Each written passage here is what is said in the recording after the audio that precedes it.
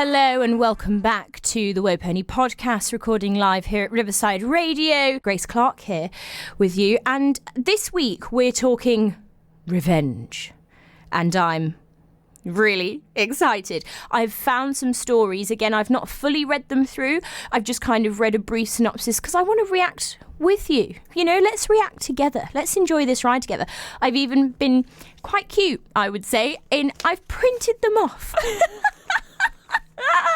I have this computer here where I can read them off of, but sometimes I find it difficult to see because it's right behind where the microphone is in the studio. I find it a bit difficult to see, and at the end of the day when we record this, you know, it's 7 p.m. now in the studio, and my little eyes get strained and I can hardly see. And that was a woeful story of why I printed off the stories, and I even put little highlights on each story so that I could easily visually see when each section finishes. And I'm really excited to share some of these stories with you. So these are petty revenge stories. I think what also inspired this topic was I found out over the weekend, my friends, that I'm a Slytherin. I don't know if that's good, if that's bad. I just know that the Slytherins that are in Harry Potter have a bit of a bad rep. So maybe I'm quite vengeful. Hiss, hiss. Not sure. So maybe that inspired my revenge story time. I've got a couple of stories here. This person wrote in to somewhere and said, I was travelling from Edinburgh to London by train and had booked a window seat with a table. I got on the train to find 4 guys sitting at the table. This guy refused to move as he was with his friends and the train was packed. The ticket collector passed and I asked him for help. He asked the guy to move, but he refused, and somehow that was that. Well, that's quite rude. So what now? I asked. The ticket inspector said, you can find another seat, but I have no power to move him. Only the police could move him, and they will not just turn up to move someone out of a seat. Oh, awkward. There were no seats free in the carriage, and probably not many free on the train, so standing was the only possibility. All the way from Edinburgh to London. Okay. I mean, I'm not sure how long that journey is, but I know it ain't short.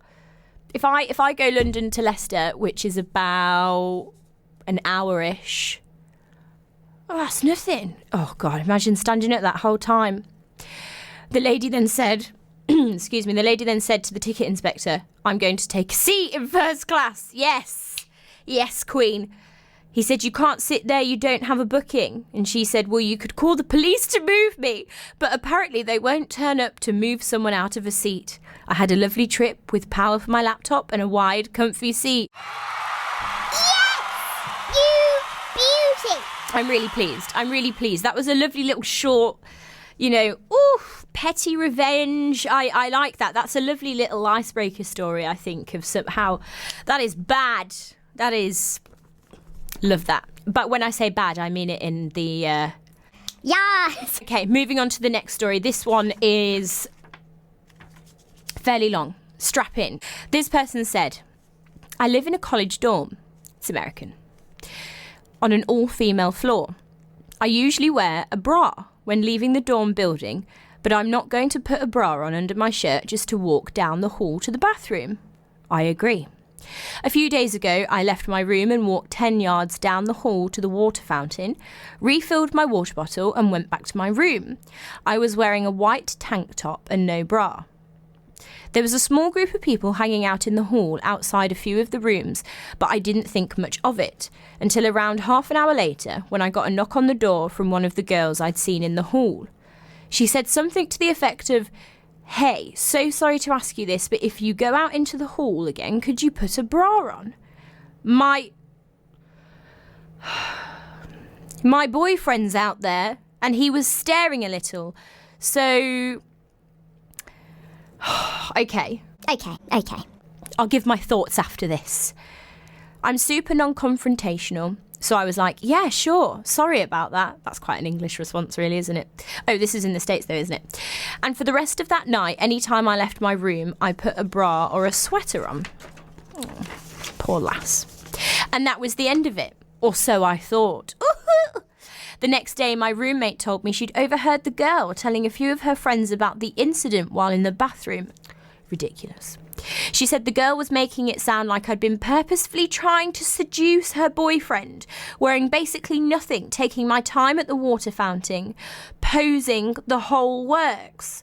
When she left the bathroom, my roommate said the girl was actually acting it out at the water fountain, pretending to be me. Okay. That night, I passed the girl and some of her friends on the way to brush my teeth. I wasn't wearing a bra, I was in my pyjamas. So you should be. The girl looked pointedly down at my chest, and all of them started giggling. This is bullying! This is college! How old are you? You 10? But the last straw was when the entire dorm got an email from the RA yesterday. RA. I don't know what that means. Should we guess? Room Association? Yeah, let's just go with that. Saying she'd gotten some anonymous complaints about people dressing inappropriately in the hallways and asking that we all just make sure we're keeping things covered up. Oh, God, this is so rude. So here's where I got my petty little revenge. She said, I knew that the girl's boyfriend doesn't go to college here. The girl and I were in the same orientation group and chatted a bit back then. I also knew that due to the pandemic, we aren't allowed to have non-student or family guests in the dorms this year. So I used the same anonymous complaint form to issue a complaint about people bringing their off-campus boyfriends into our dorm and they are not wearing a mask. Masks are mandatory in the hallways. This morning, the RA, Requirement Association, blah, blah, blah, I don't know, let's make it up, shall we? Emailed again saying that due to anonymous complaints, they'd be enforcing the no off-campus guests rule by checking IDs of unfamiliar guests to make sure they were students from then on. Really, this girl should be thanking me. If she was concerned about her boyfriend seeing the vague outline of my chest in the dorm hallways, she no longer needs to worry. Well, blow me down. That was a good one. I have a lot of points to circle back to in the email thread. So the fact that this person felt so insecure about her boyfriend looking at another girl, who is, dorms are your home. You should be able to dress as comfortably as you want to. If you're that insecure that your boyfriend looked and then you think the way to solve that is to go straight to the girl he looked at, you need to be in a new relationship. That's toxic behaviour. Also, you sound like such a bully. Why would you talk about her behind her back? Especially if you know of one another, as she says, you went to orientation. I'm English, I don't know what orientation is. I know that a lot of Americans listen to this podcast more so than English people. Could you please tell me what orientation is? I thought that was something to do with outside and a compass or something. That probably sounds so stupid. Yeah, I'm really pleased with the level of petty, just a gentle touch of revenge there. Just gentle, you know, on the anonymous complaint form. I've just signed it from me with a kiss, you know, just because I don't care. She's been rude to you, and watch somebody say something to my face. I think that's the thing with revenge. A lot of people won't come up to you face to face if you've got sort of a bit of petty revenge on them, because they don't have the backbone, do they? They don't have the gall, the gumption, or the audacity. That's why I quite enjoy it. Let's go on to one last little story. So, this person wrote and said, it was a cold winter day, setting the scene. 8 inches of snow had fallen the night before. 8 inches? That is a lot of snow, isn't it? Wow. I drive what do they drive? An all-wheel drive SUV. A truck. Okay. So I have no issues getting out. My wife, on the other hand, drives a Prius. I know what that is. Which slides with the smallest amount of moisture on the road. My car was down at the time, so we had to take the wife's car.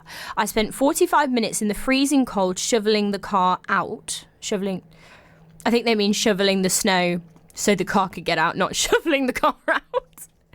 We were gone for an hour, and when we came back, our neighbour had taken the spot I had shovelled. That is so rude. Our apartment complex doesn't have assigned parking, but in the winter, it's understood that if you shovel a spot, it's yours. That's quite a good slogan. You shovel the spot, it's yours. So when I saw his car in the spot I had just shovelled, I was pretty annoyed.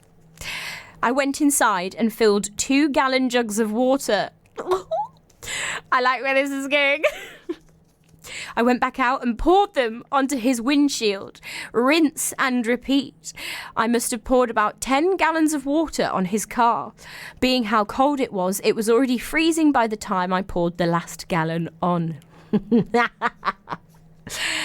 It sat like that overnight. The next morning I got to watch as he helplessly tried to scrape all of these layers of ice off of his windshield. Don't take my goddamn parking spot. Well, I'm very pleased. Clearly I must be a Slytherin because I really, really enjoy these stories. Like, I just, some of them are quite creative, or they're just a little gentle bit of revenge, a bit of pettiness, you know, a little bit of payback.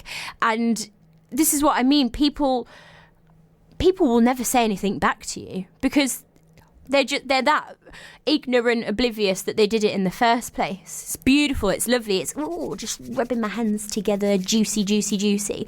I very much enjoyed those. If you're listening on the podcast, we will be a read a book.